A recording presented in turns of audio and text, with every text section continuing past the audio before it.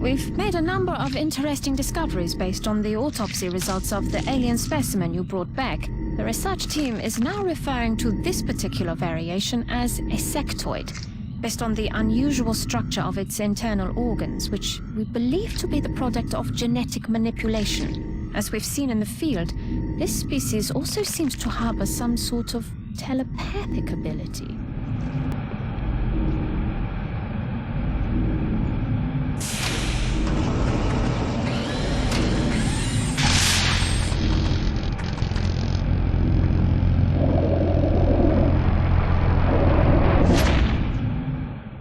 This is an extremely dangerous species, Commander.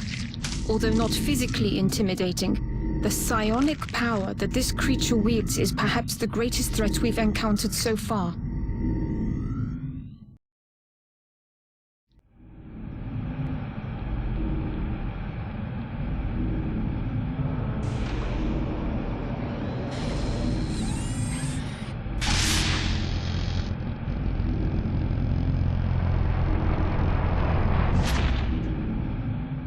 The Tall One has, up until this point, been unofficially referred to as the Thin Man. Initial testing has revealed a concerted effort by the aliens to modify this specimen's genetic structure in such a way as to make it appear human. However, on closer inspection, they seem to have had some trouble concealing the eyes, which appear to be reptilian in nature.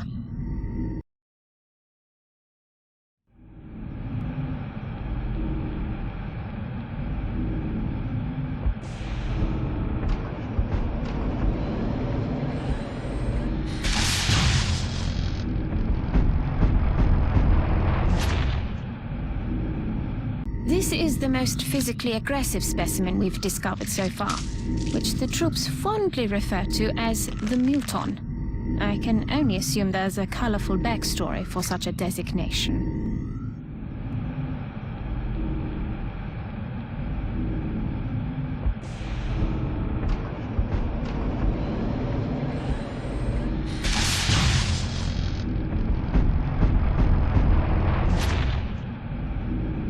The men are calling this beast the Berserker, although it shares the same structure as the Muton. For reasons yet unknown to us, the Berserker seems to be consumed by bloodlust with little regard for its own safety.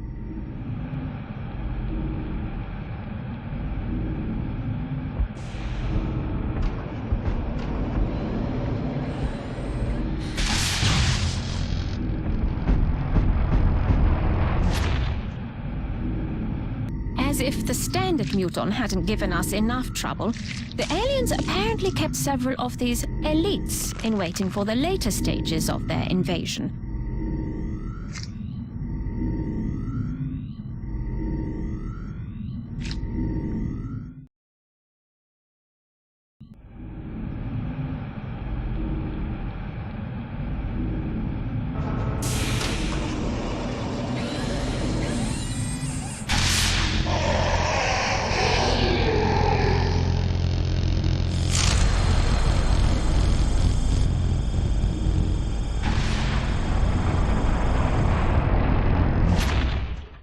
This specimen appears to be at the top of the alien hierarchy, and for good reason. As you've probably seen, its physical form is not suited for combat by any means.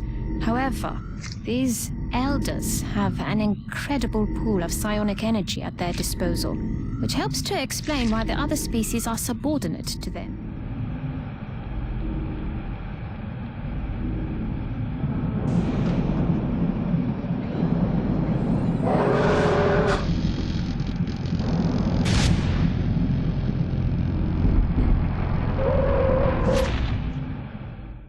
Although I'm sure you can make the connection yourself, we've designated this particular specimen as a floater.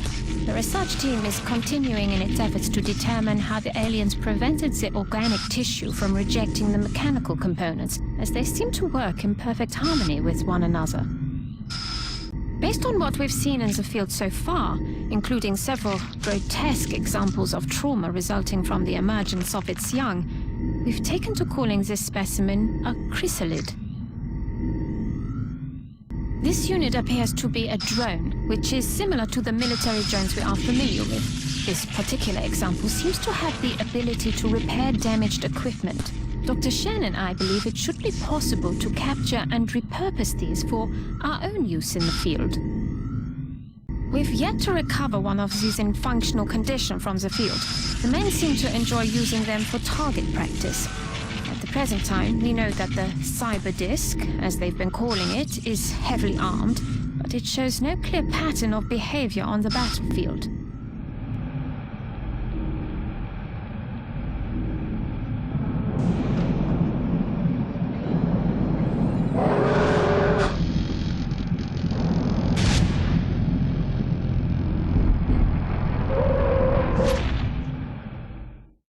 Another variation on a previously identified specimen, this is the heavy floater. As you can see, the aliens have made substantial improvements to the armor and weapons systems available, while removing some of its exposed vulnerabilities. An extremely dangerous combatant.